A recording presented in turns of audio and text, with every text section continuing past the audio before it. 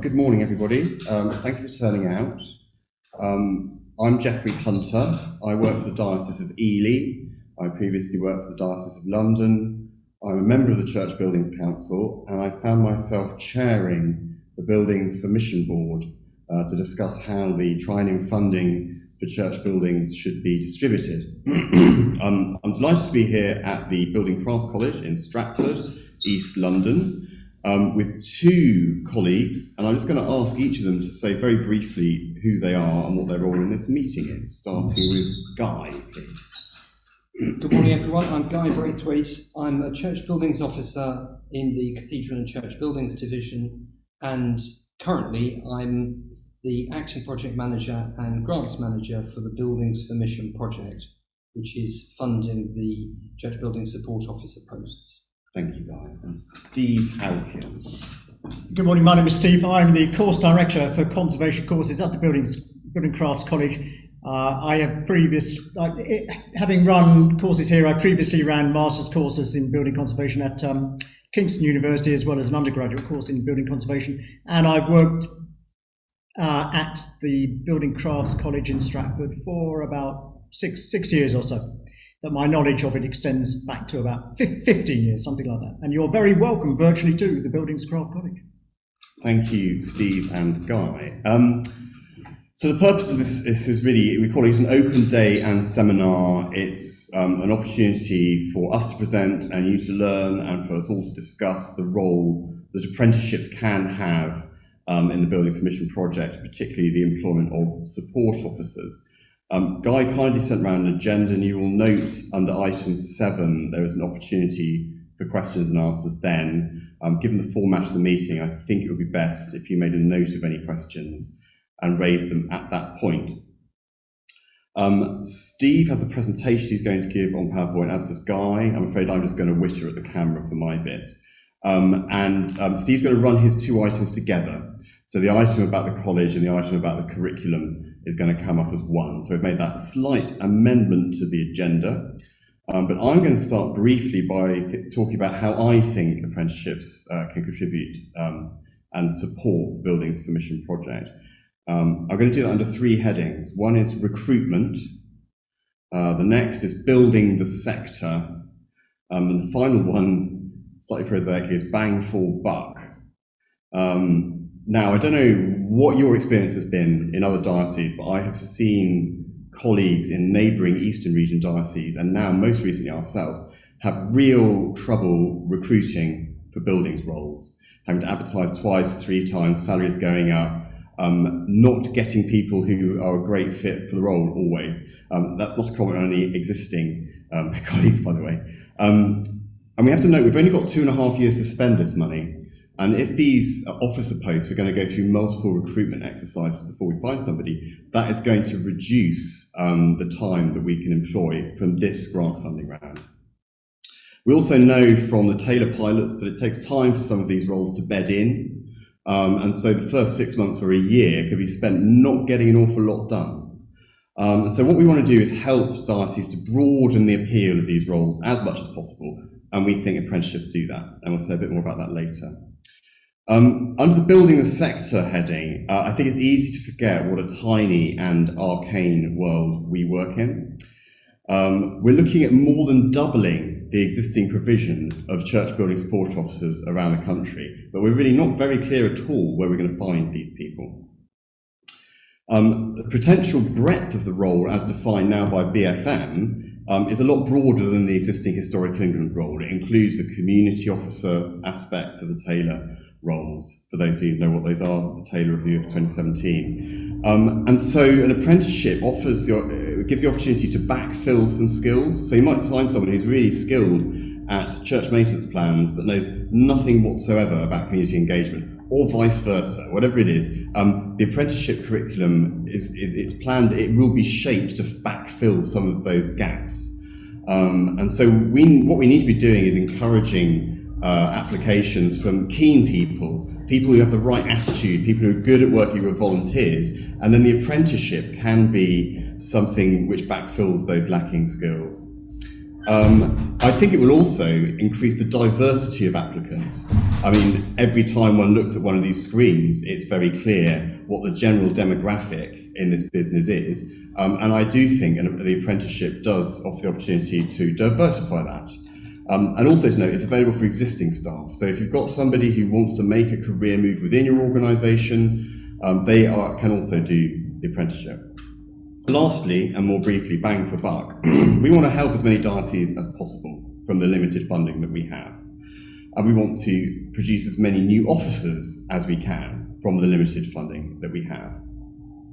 The apprenticeship brings value to the employee because they get a qualification at the end of it. So, commensurately, on average, people are prepared to work for less money because they get a qualification at the end of it. But of course, the diocese doesn't have to pay for that because it's available from the apprenticeship levy funding, be that from the national scheme or from the church commissioners. And so the end result is bang for buck, that typically you will find apprentices willing to do the job for less money, and you can actually find them. So that's the bang for buck section. So having given you that sort of brief overview, and I'm sure you'll have some questions, please write them down. I would like to hand over to Steve now to do his presentation about the college and the curriculum that's planned. Steve.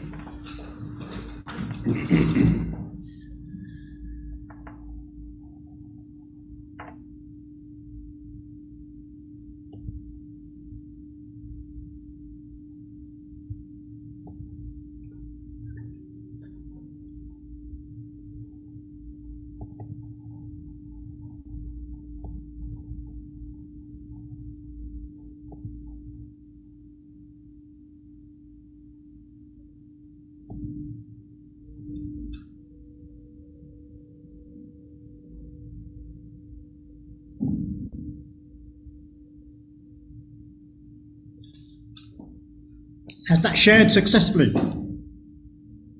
Feel free to nod. Thank you very much.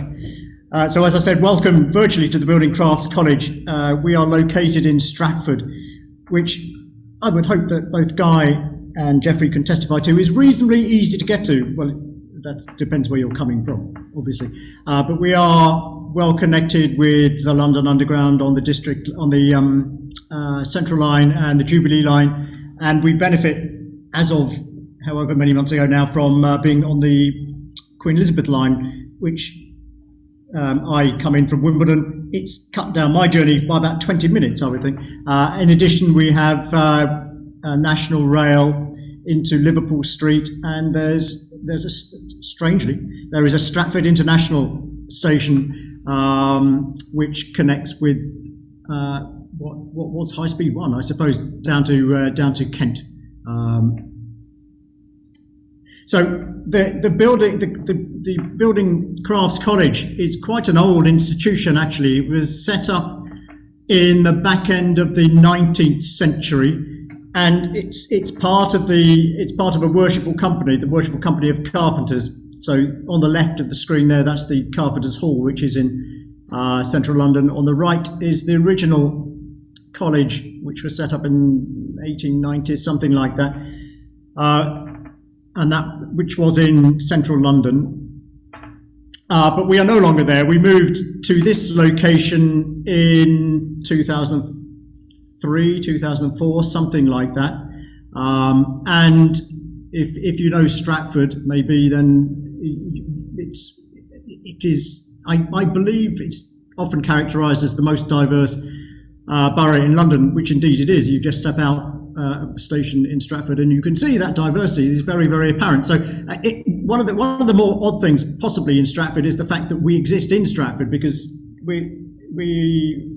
this is our fault. We are not that extensively known beyond people who have come here. But in a shed quite near to Stratford Station, it's about 2 minutes walk. We do.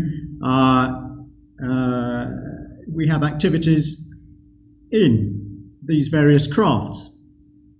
So it being part of the Worshipful Company of Carpenters, we obviously do timber crafts. And as part of that, we have a fine woodwork section, doing really rather lovely furniture. We do stonemasonry. And in addition to those, we have the conservation section, which I head up myself. And we do use that hall that I showed a couple of slides ago. So we have our end of year show and prize giving at the hall, where we show off the work that's been undertaken throughout the year. This is by the by, I'm only showing it to you because you are Church of England people. This was a table which was built here, actually. Also on the left is the planks being prepared of this bog oak table, which Geoffrey to my right might know because it was in Ely Cathedral. I believe it's now in Rochester Cathedral if it hasn't moved on from there. And this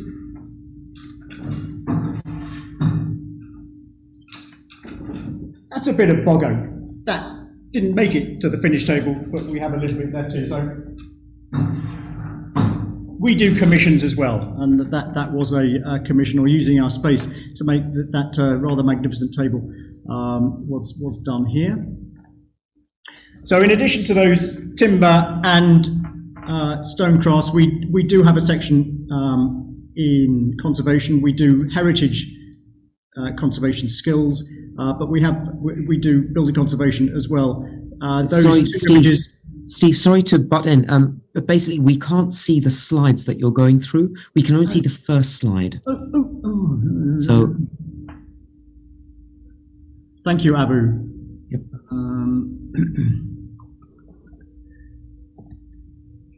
That's weird. What's going to? Can you see that slide now, Abu? Yep, we can see, yep. Heritage Craft Level 3 qualification. Yeah, can you? I'll do the previous slide. Let's see if we can go back to the previous slide. Let me do it on the screen. Maybe I need to do that. Can you see that one with the table? Yep. Okay, I will go back and briefly run through very quickly those, otherwise you'll feel cheated. So, the hall on the left-hand side, the original college on the right-hand side, our workshop where we do both timber and stonework, and those links that I indicated earlier about where we are. The masons workshop as part of that. This is the hall where we have our end of year show and prize giving and such like. The table I was going on about. So it's being made on the left-hand side, or in the process of being made on the left-hand side, and they're in situ at Rochester Cathedral. And then and then so far as heritage specifically is concerned, the crafts that we do. So we do heritage skills and building conservation more generally. So types of apprentices we've had in the past are from the Canal and River Trust, who would have been doing the level 3 heritage skills. And the types of works they do would be brickwork, which is either side of those apprentices you can see there, and stonework as well, in particular. So far as conservation students are concerned, these are my conservation students of a few years back, outside a rather fantastic mausoleum in West London called the Richard Burton Mausoleum. The course that we started here, I think in 2008, was the only undergraduate provision for building conservation in the country. As suggested on the previous slide, it's an IHBC recognised course, and I think from potential Church of England apprentices are concerned, that's quite significant and important. We do teaching here. In fact, the three of us are in one of our classrooms on site where we teach. So we're kind of in a bit of an annex, which is adjacent to the large hall where the image was, where the table was being constructed, and our students are working on practical skills. So we teach both in the classroom, but we do a lot of teaching on site. This image shows one of my colleagues doing some work with our students on location, doing some survey work for somewhere called the House Mill, which is quite close to us. That's the House Mill. which is a rather magnificent 18th century tidal mill in Tower Hamlets.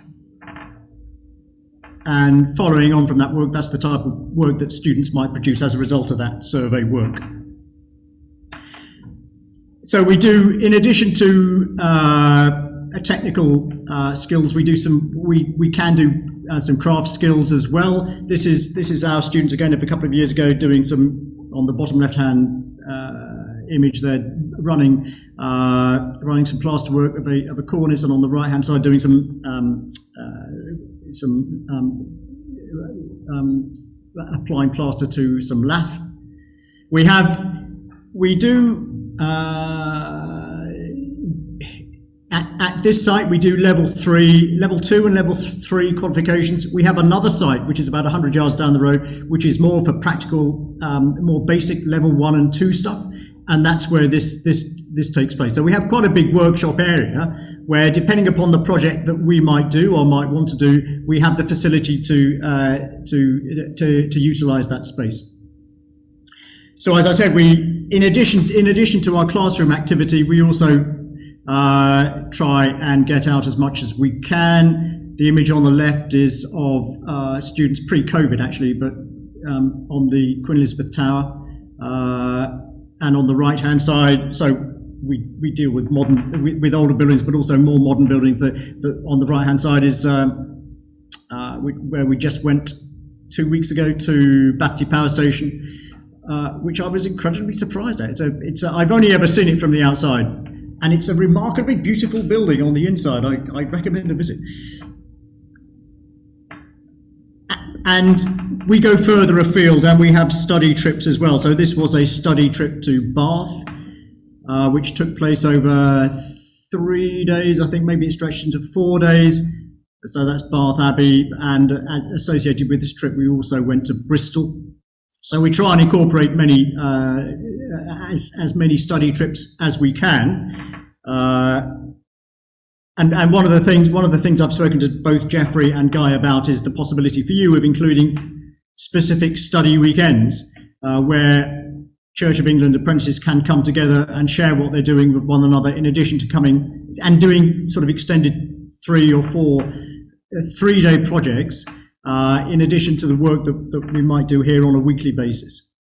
So just some other images of the types of places we have been. Again, this is sort of more to the west in Inglesham, combined with a trip to Malmesbury Abbey. So at Inglesham, looking at wall paintings. Malmesbury, more generally, just looking at the architecture. These are more close to me here in London. Doffing my hat again, maybe to the Church of England. But so the left. Does anybody know what the left-hand side is? Do you know what it is? Is it Leadenhall? It's not Leadenhall. So I put this in because it's actually a Bazalgette pumping station, which is a working pumping station, and it's known as the Cathedral of. Well, it's a pumping station, so that's what it's known as, the Cathedral of. Whereas the other one, which is Harmondsworth Barn, rather like the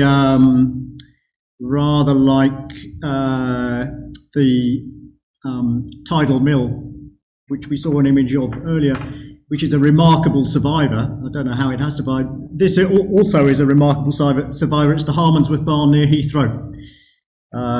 So a cathedral of the harvest, as opposed to what the cathedral of the other one is.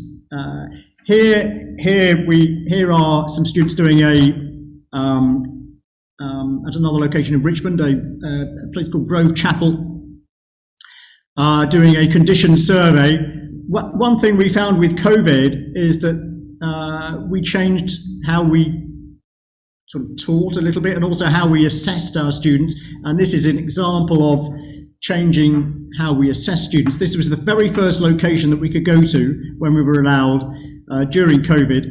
And I was finding it very difficult to make sure that we could get all the assignments that we needed to done. So what we did was had this as a group survey project, and it worked extraordinarily well. Anyway, our students doing a condition survey at Grove Chapel in Richmond, and another image of us at a location outside London. This is Bury St Edmunds, looking at some archaeological remains in addition to the abbey that we looked at. I have. So, in terms of the curriculum that we do for conservation, we are adaptable depending upon what your needs are and what specific projects might be, and also what specific needs you might have in terms of community involvement. I have in the past done some. I wasn't expecting that. That's unusual. I have done some community. Oh, I'm using the wrong one. That's fine. Did I miss those slides again? Was that because I was clicking on the wrong one? That may be what's happened there. Yeah, that's very odd. No. Anyway, this is a live archaeological dig which my conservation students did of a few years ago. That's the slide I was expecting, which is after the dig has occurred, so it doesn't look particularly spectacular because nothing is happening. This is at a place called Seething Wells in West London, which was the site of the world's first filter beds in the mid-19th century. And this site looked at what had occurred during the Second World War in terms of gardening. And we opened it up as a community project to the locals for them to have an experience of, quite young locals, have an experience of doing some archaeological work, but also some storytelling, that type of thing. So all that I've been describing in terms of conservation courses has been going on here since about 2008. A few years ago in 2019, your colleague Geoffrey contacted me to see if we could start a very recently developed apprenticeship, a level 4, in something slightly unwieldy called the Historic Environment Advice Assistant. And what I said, yes, that was perfectly possible. So what I did was incorporate the duties and requirements of that level 4 apprenticeship into our existing programme, because to have done it any other way would have been unviable. So this was to make it viable, and then this is what we have done. So you may not be able to see particularly clearly what that says. I'm sure Guy will make this presentation available to you so you can see slightly better how the level 4 fits into our curriculum, but this gives an indication of how it fits, and also, and this is very important, how it fits into the competencies that the IHBC requires. So we have 7 modules. We have 2 in year 1. Some straddle across 2 years, so these 2 straddle across 2 years.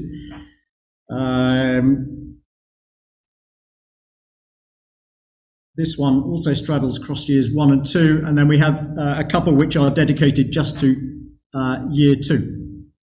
So that, as I say, the level 4 I have mapped onto our existing conservation course, and also mapped and shown how our existing conservation course maps onto the IHBC requirements.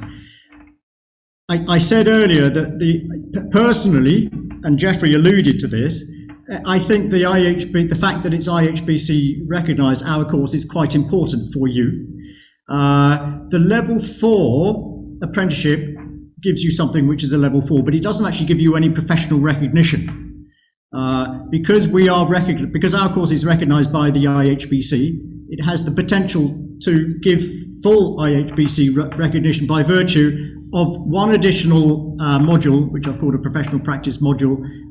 So your students your apprentices having completed the 2-year programme can do this module additionally and thereby gain full IHBC recognition for the work that they've done. So and which makes it quite useful, especially if you're looking to train people up already in the organisation, but also as useful for getting people who might otherwise have done a master's in conservation, something like that.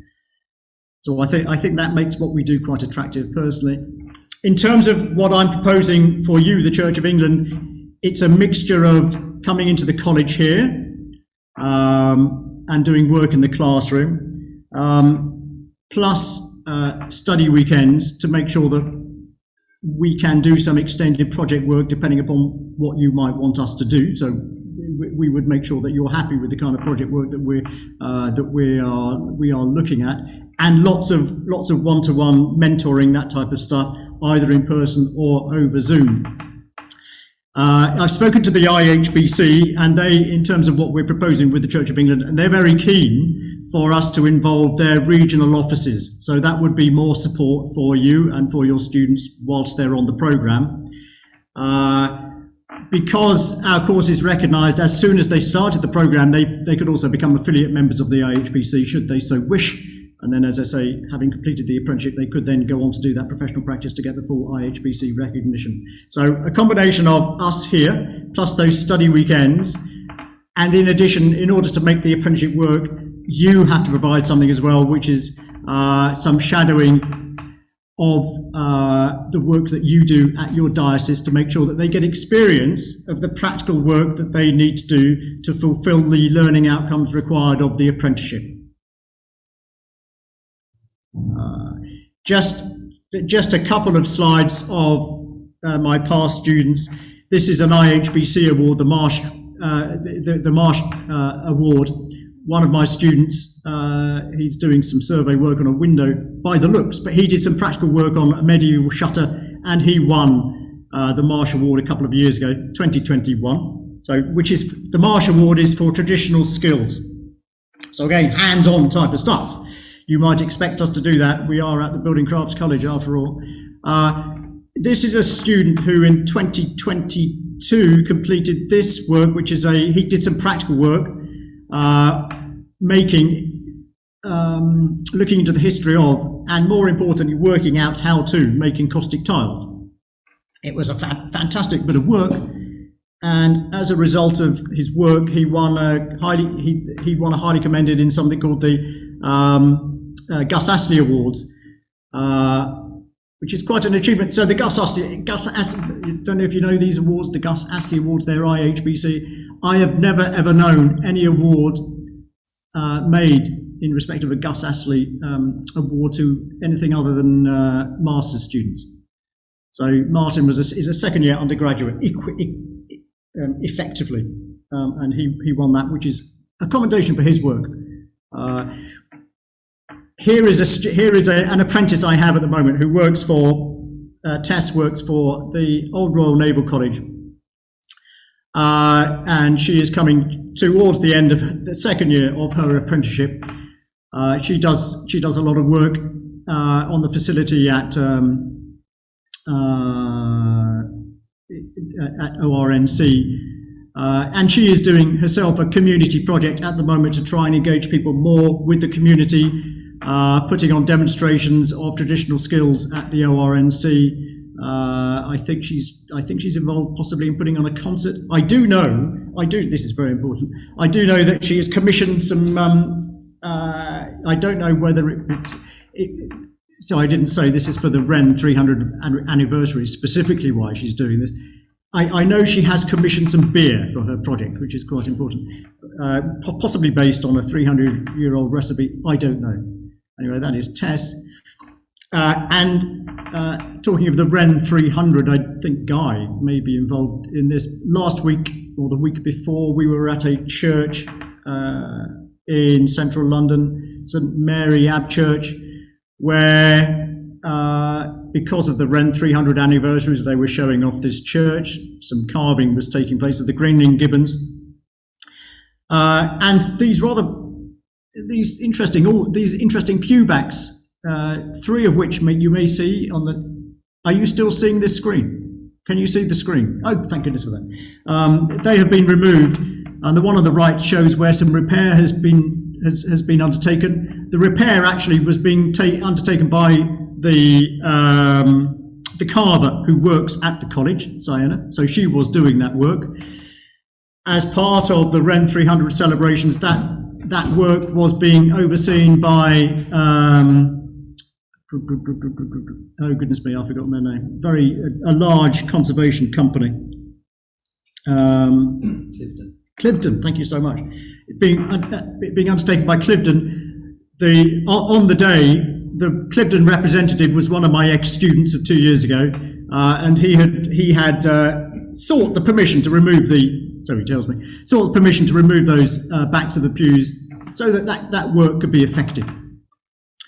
So I hope that wasn't too rambling. Anyway, that's sort of an overview of what we do at the college, the kind of conservation that we've done, and my interaction to date with Jeffrey in particular, and with the apprenticeship in general, and how I hope you might see that it could be effective for the type of person you want to attract. So thank you very much for your time.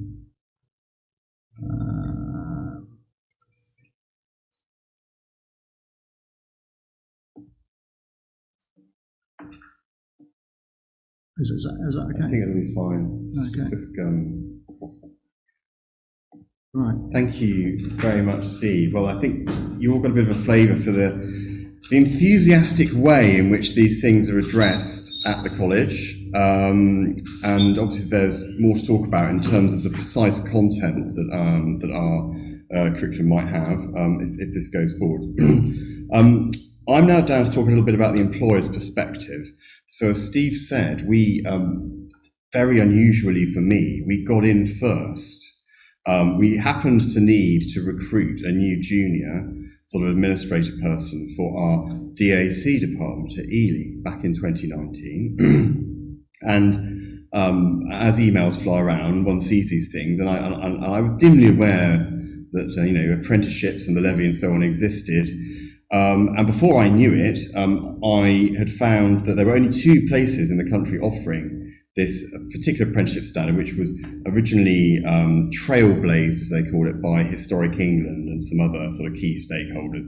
And that one was in Swindon, which is a bit of a no-no for Ely, or not even Swindon, beyond Swindon.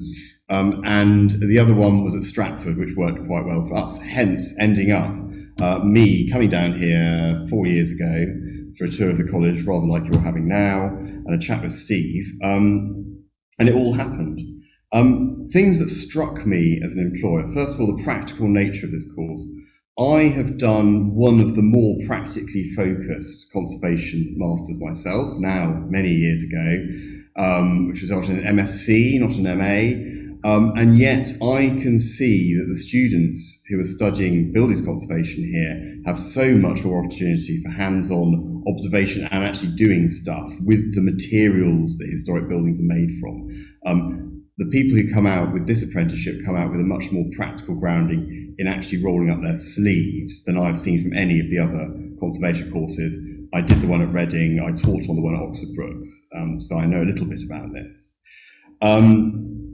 Steve mentioned shadowing. Now, that sounds potentially onerous. I call it line management. I don't really think I did anything for our apprentice which I wouldn't have done for any other new employee. And because, as I've alluded to earlier, the slightly arcane nature of our business, there is stuff, churchy stuff, faculties, that sort of thing, where my support was absolutely vital to the apprentice doing their job successfully. But I would not want to overstate the onus of the requirement for the employer to carry out shadowing and mentoring. It's really just good management practice. I do remember being surprised by the breadth of applicants we had for this role. I think you say the apprenticeship word, and people who aren't fully immersed in how modern apprenticeships work probably think of a school leaver. It's level 4, therefore you get an 18-year-old. That was not the case. We had no 18-year-olds apply. We did have some people who, shall we say, were in later middle age. We had some people who already had a master's qualification who were seeking to do this apprenticeship. I think one of the reasons for that is an apprenticeship can be a means of retraining mid-career whilst remaining in work. You might have to take a pay cut, but it means you don't have to actually leave the market. Another thing I noted once our apprentice was in post was her indomitable enthusiasm. Now, I think a lot of new employees, particularly in the heritage world, have this, a few weeks or so on. But I did feel that the apprenticeship, because new stuff was being pushed in her direction so regularly, she kept that first day at work enthusiasm for a lot longer than I've seen before. On the flip side, you do lose your employee for a day a week. As it said on one of Steve's slides, it's basically 7 hours a week. But I think the reciprocation of that is the rate at which the employee's confidence grew. I was sending our apprentice out doing stuff on her own much more quickly, I felt, than I would have done with somebody where I was the sole provider of the training and the knowledge. And lastly, I would just say, I think the networking opportunities with students, teachers, the various venues of teaching and so on are huge. And I know that there's plans to maximise networking opportunities from the support officer programme full stop. But I do think that having a cohort of apprentices as part of that will kind of supercharge it and really will bring the C of E support officer role to the very wide attention of those who need to know about it. And those are really my main observations from the employer's point of view. So now let's hand over to Guy, who's going to talk a bit about the practicalities of taking this forward. Okay, I'm going to look at some practicalities, including issues about costs and about recruitment and about making a change to your application. Okay, so to begin with, let's look at costs. Steve mentioned earlier that the course fee is covered by the apprenticeship levy. Actually, there's a bit of complexity to this, and we all just focus on that for a bit. The course fee is £10,000 spread across the 2 years. Now, depending on your circumstances as an employer, this might be covered in different ways.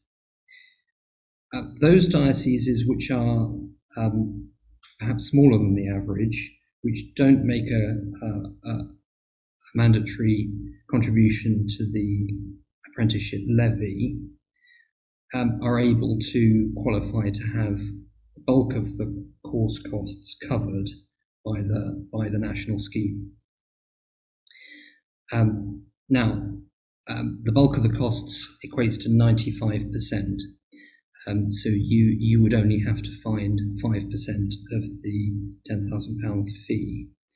And in order to make a level playing field for this initiative, we're proposing to include that 5% that you would have to pay as an eligible cost. So it will be amongst the costs that could be considered for grant aid. Secondly, if you're one of the employers that does pay the apprenticeship levy, then you can draw from the levy that your diocese will already have paid. However, there are two possibilities in this scenario.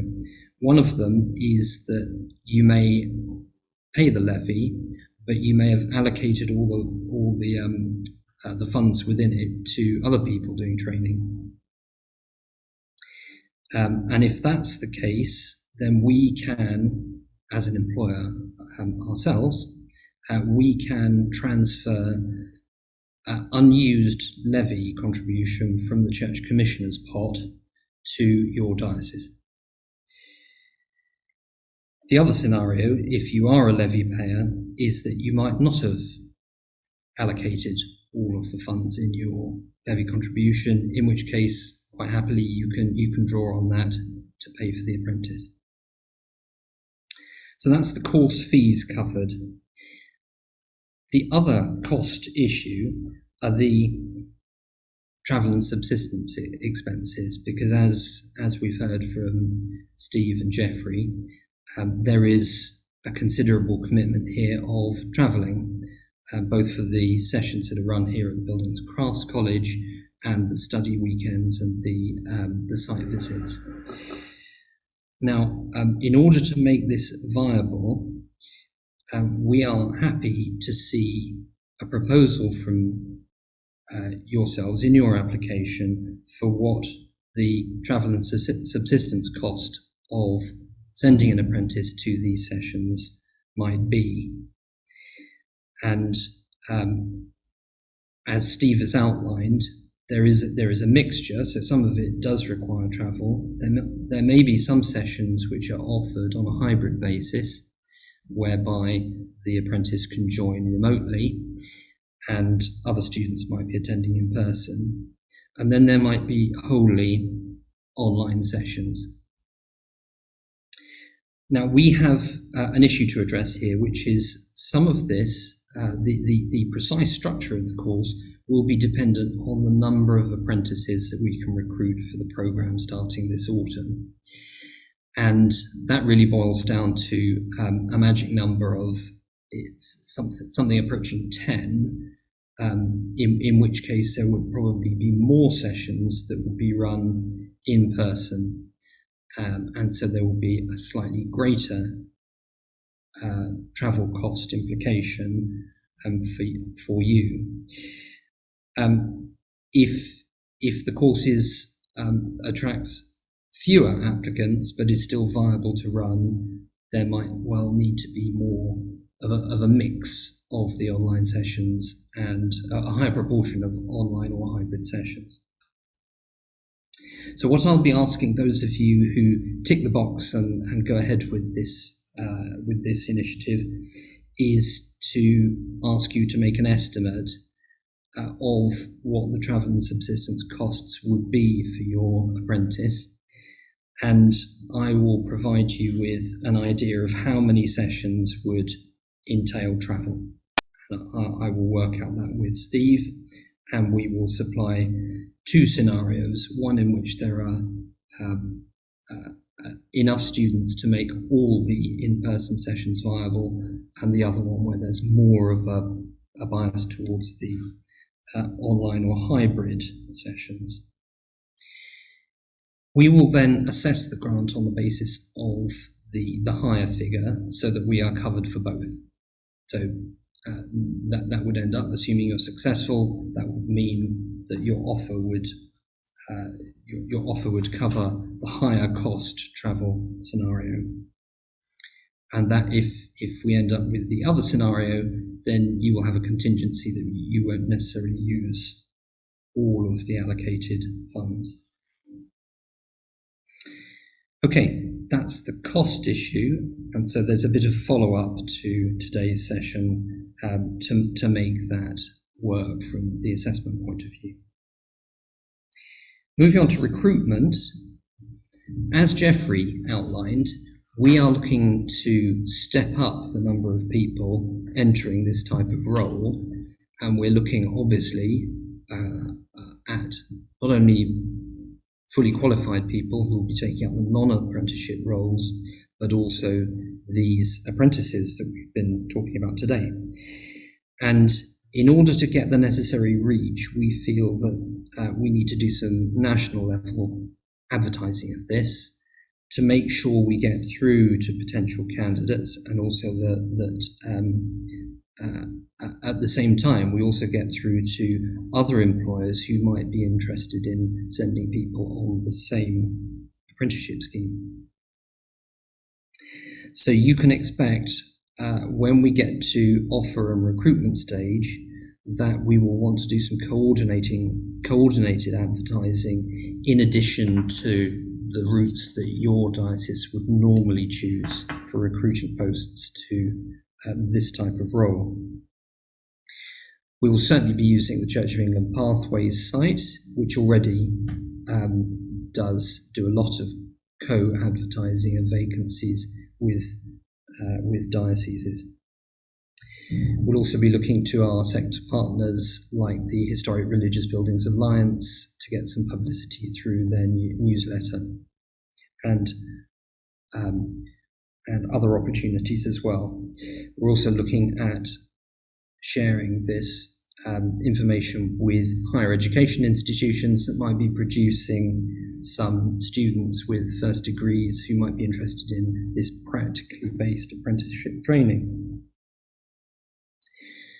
One other thing that we are exploring, and I hope to make details available on this when we get to grant offer stage, is the idea that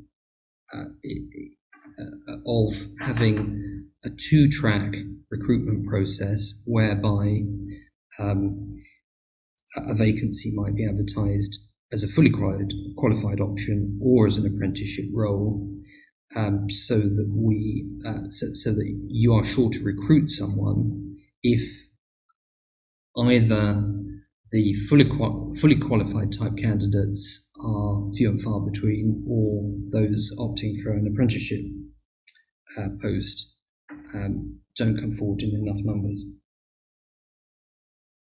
There is also an opportunity for existing staff in diocesan offices who may be interested in the apprenticeship scheme, even though they're already employed, but might wish to consider taking this up. Right, moving on to the changes that you might need to make to your application. We have, I think, with us today, several types of applicant. So there are those of you, I think there's at least one here, who's made a full application and has ticked the apprenticeship box, but wanted to find out more about how the scheme operates. So that's fine, we'll proceed with that. There are some of you, I believe, who have made a full application but didn't tick the apprenticeship box but are considering doing so. And then there are those of you who put in an expression of interest to make an application for the autumn round, who we're offering an opportunity to for bringing your full application forward to now, and for you to tick the apprenticeship box and recruit through that route. And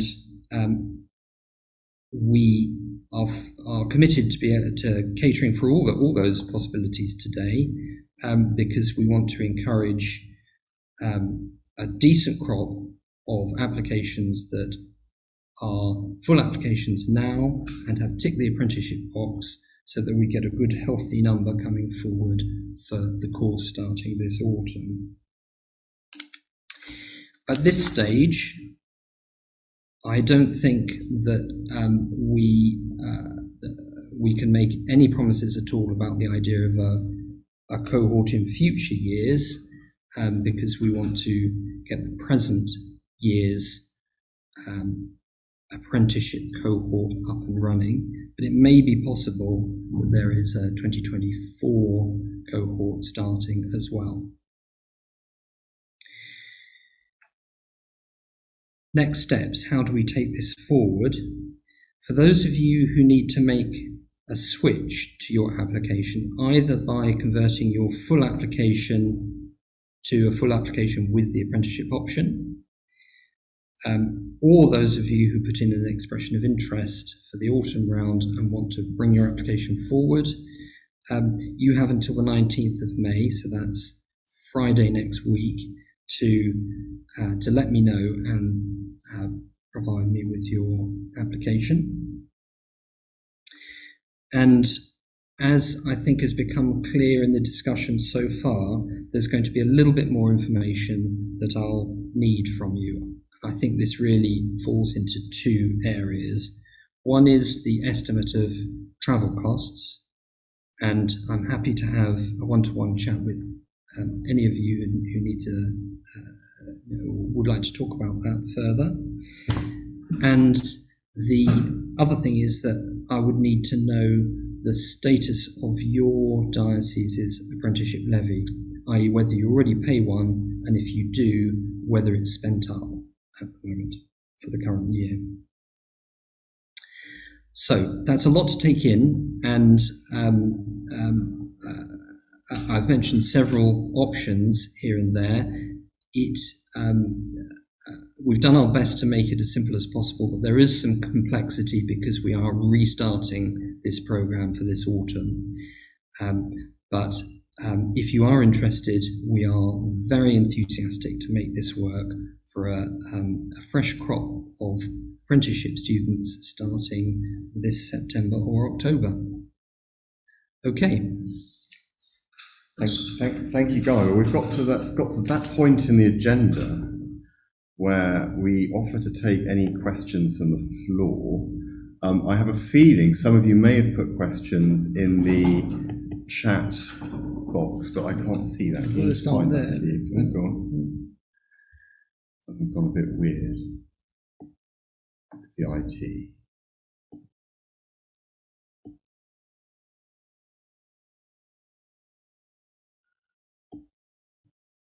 Ooh.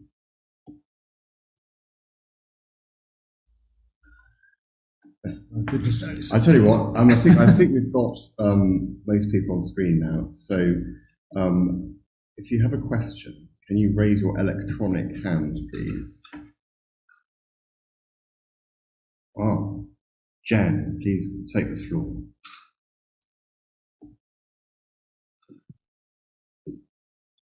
Can't hear you, I'm afraid. Is that? Oh, are you on headphones? No, don't think so. That would be unfortunate. Can everyone else hear Jen? Hang on, I had my headphones. Sorry, I had my headphones switched off. Thank you, Jen. Not only do you have to unmute yourself, but then you've got your headphones. Could Steve start sharing his screen? Is that possible? And then because I can't see anybody's face. Yeah. Obviously, I'm in the north, so I'm in Blackburn. So how feasible is it going to be for a student who is working in Blackburn to be able to go down to London once a week? That's my first question. And secondly, is it possible to instead have some connection with, for example, University of Lancashire, who already has an IHBC approved building conservation course, and that could be tied in with that? Thank you very much for your question. We're still slightly struggling with getting this thing to switch off, having struggled to getting it to switch on. It's being peculiar is all I'm going to say. We're not minimising it and opening it again. Right, let's just open it from down there. Try and ping that one. No. Everything's gone. What? God.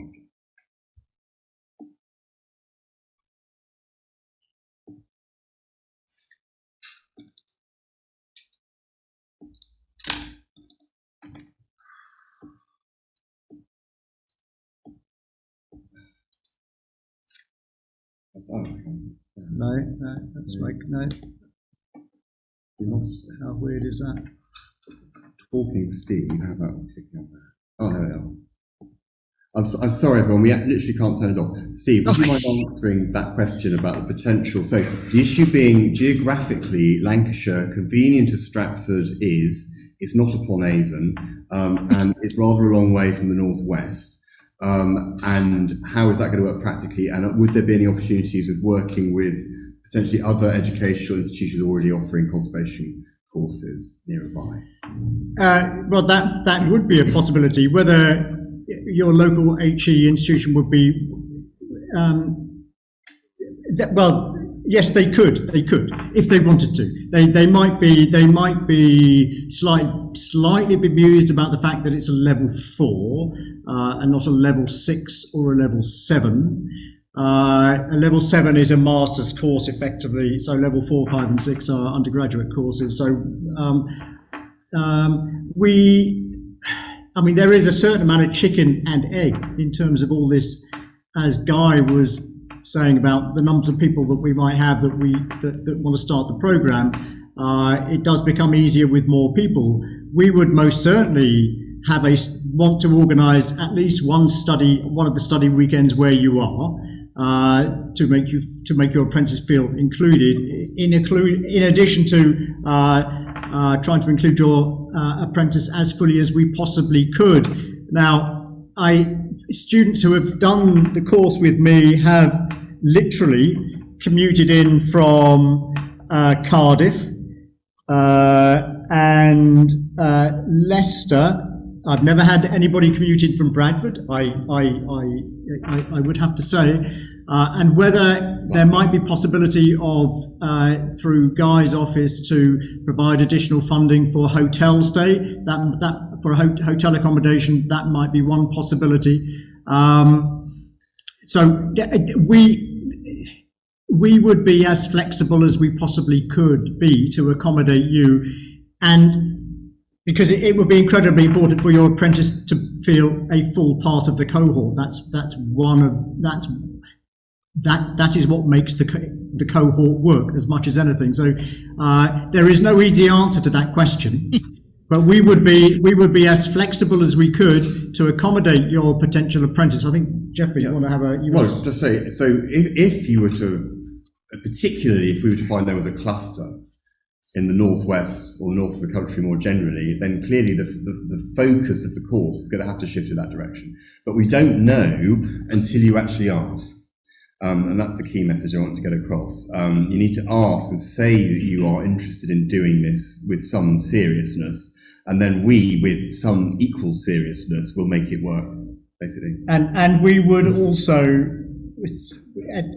I indicated earlier, or suggested earlier, that we would work with both the diocese, but also with the IHBC and their regional offices to make sure that you were included, and that in terms of your requirements of what you might want this person to do in their role, to make sure that that part of the work commitment was being fulfilled and expanded upon and reacted to appropriately by both ourselves, but also the IHBC, as well as their place of employment, their respective dioceses. Thank you, Steve. Sorry, I've got another question, Jeffrey. Yeah. So this is a practical question about the weekend study. Is that included as part of their work role? So, for example, if they go off and do a weekend study, do they take the time off the next week from their job to be able to do the study or not?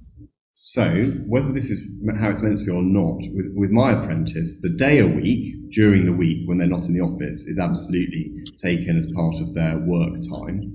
Stuff they do at weekends, obviously, is their free time, and they are committing as part of their apprenticeship to offering that, towards them getting a qualification at the end. It was not taken as leave. Okay. Anything in addition to the one day that was done during working hours, I'm trying to remember. I think that was taken as study leave. I seem to remember it was taken as study leave. So yeah, we that's how we did it when we had an apprentice. What were we meant to do, Steve? Goodness knows.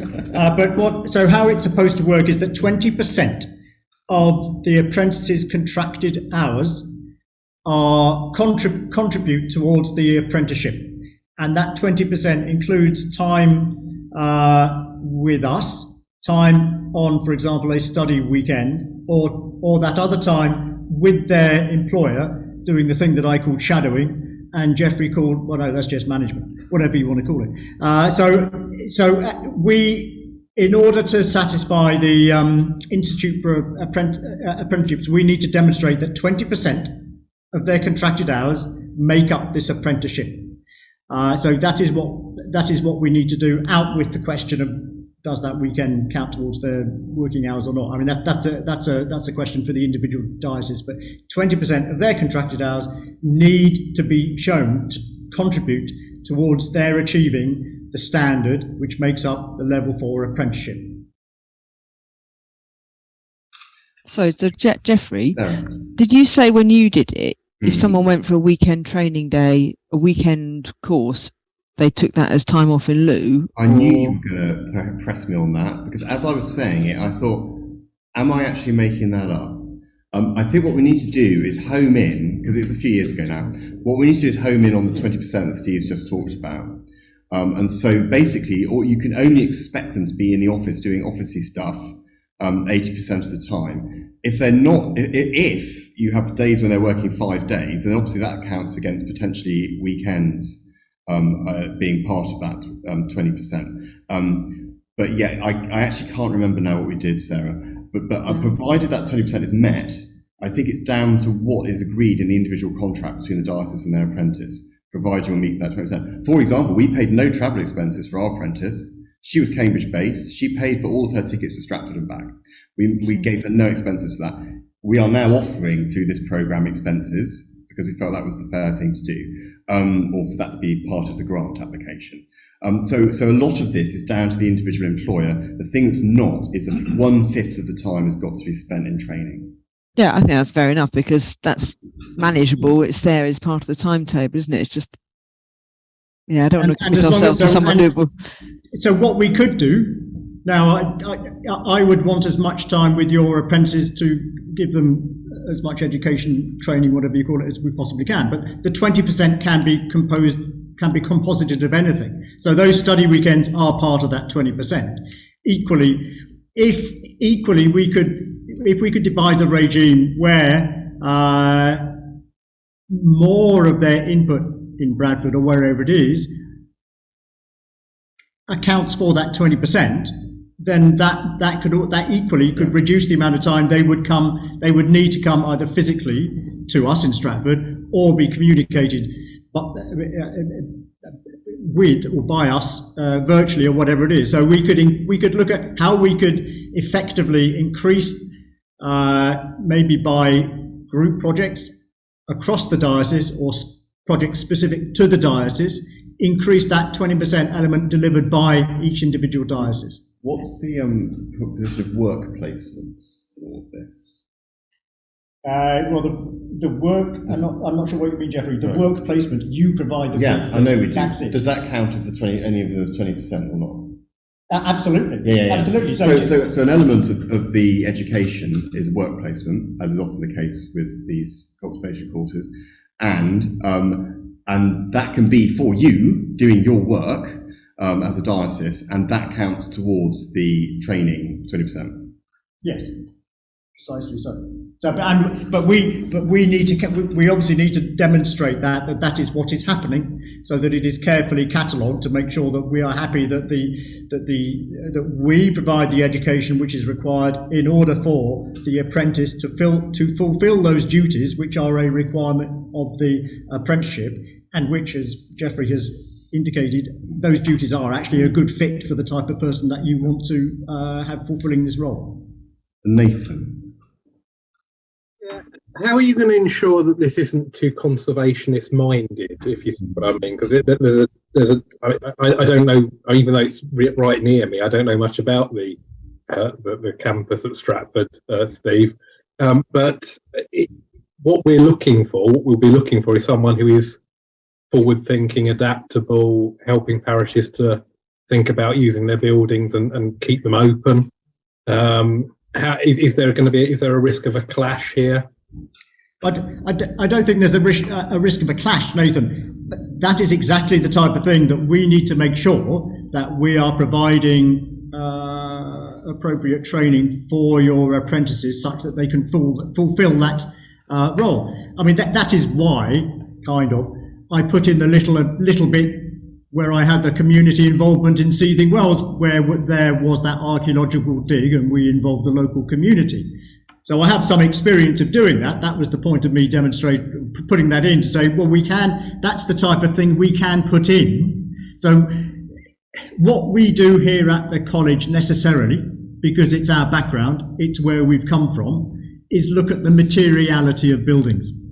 But in addition to that, in order to make this apprenticeship for you successful, it is that further engagement that you need, because that's all part of the Taylor review, all that type of stuff. That is what you are looking for. So that would be very much a part of what we would do. And I would, in terms of working out,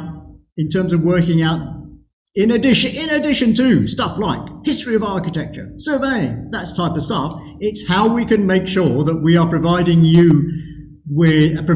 apprentices with the necessary skills and exposure to that type of stuff, such that they can not just get the apprenticeship, but fulfil the role envisaged by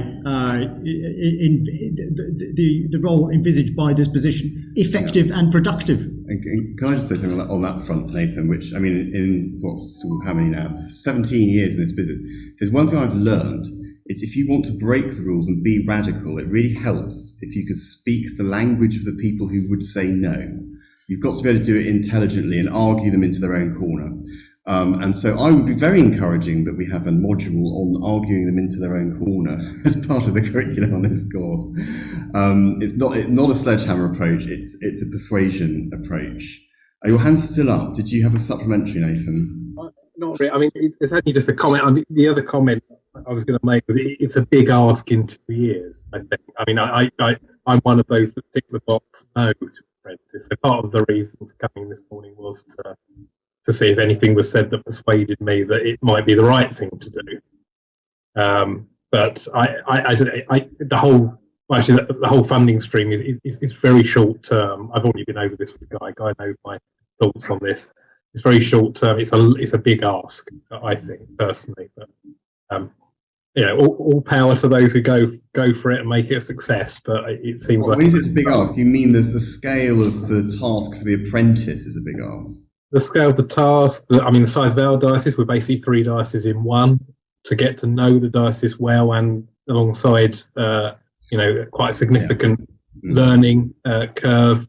It's a really, even a full-fledged, fully qualified person's going to struggle to make a convincing post, a viability sustainable post in 2 years. For an apprentice, that's an even bigger ask, I think.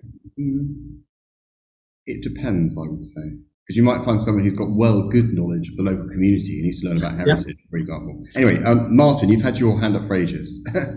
Yeah, no, just I have no idea what is the sort of salary scale for apprentices that we're looking at in terms of this, because obviously my experience of apprentices was like a level 3 apprentice in a different context, and obviously the apprentice salaries at that level were incredibly low. So I don't know what is the sort of salary anticipated for these posts. I can give you a straw poll of 1. Guy may have more on this than I do, but that we advertised our role at £20,000. As I say, they were expected to pay their own tickets to Stratford.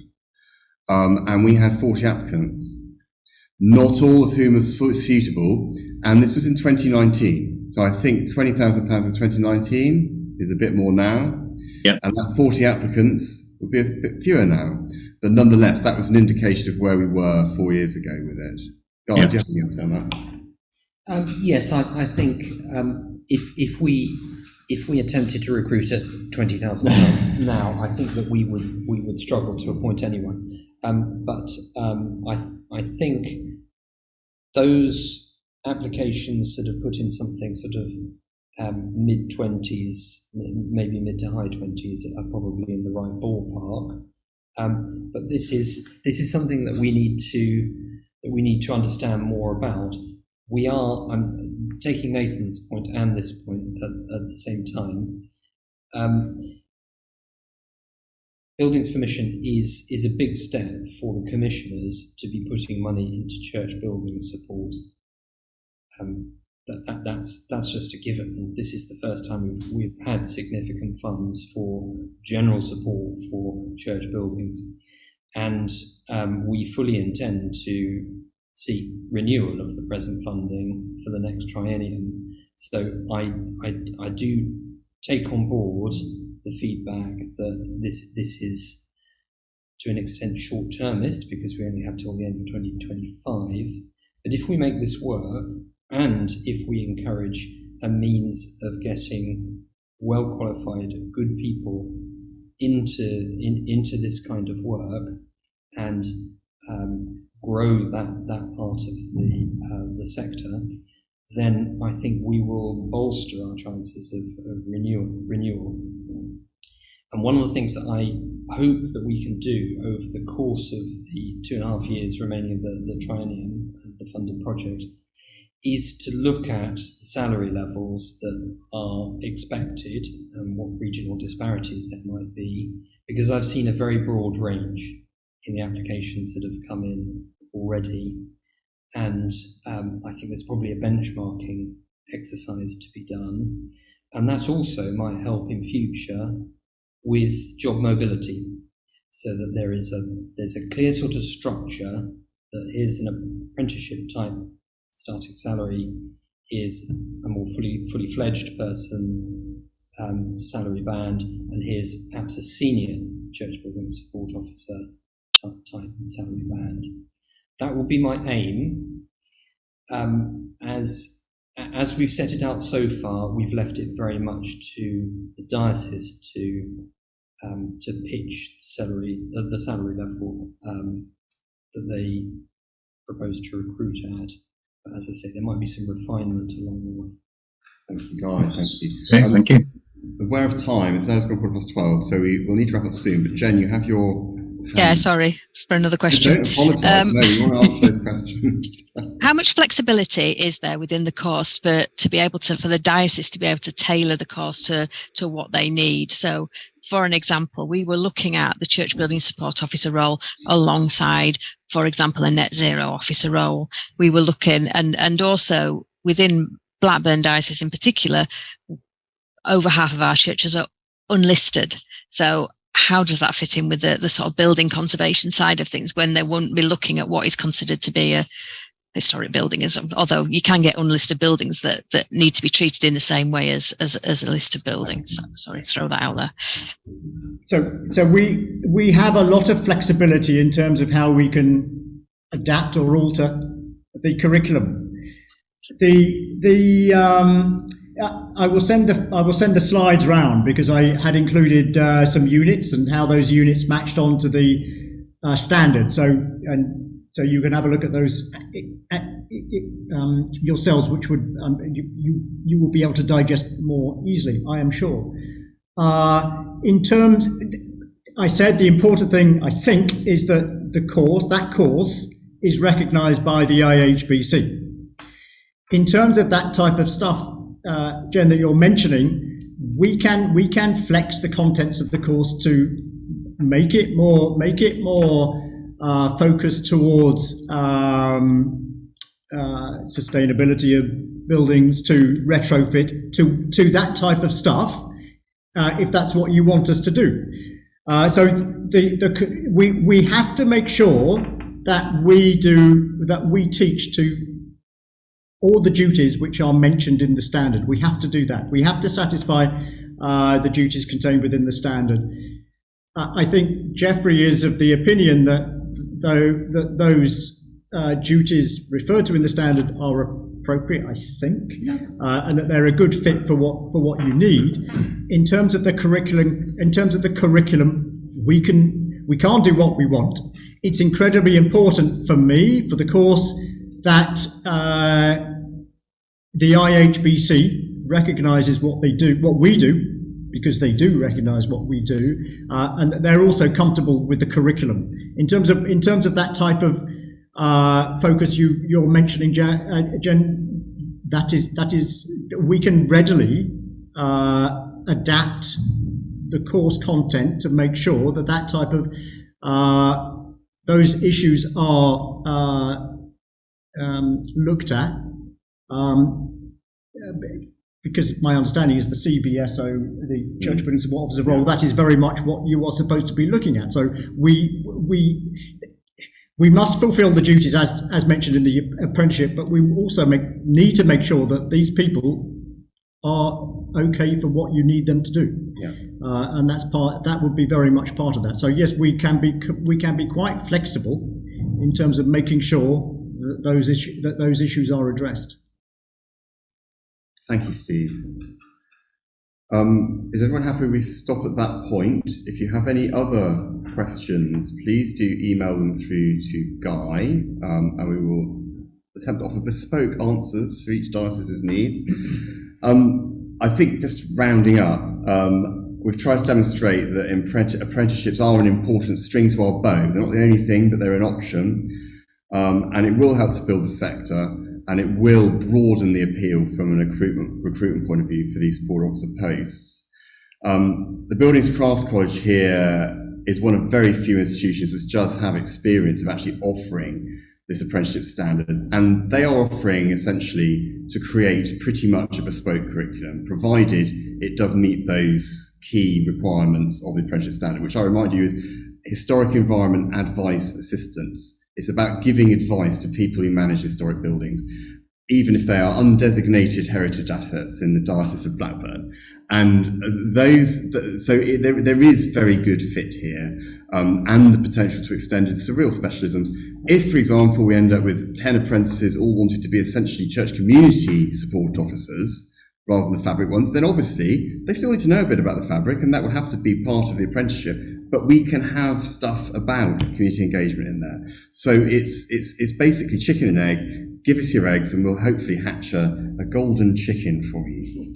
So we would encourage dioceses to give careful consideration to employ an apprentice, whether it's through the Building Solution Project or one of your other existing people. And do send us any other questions in writing.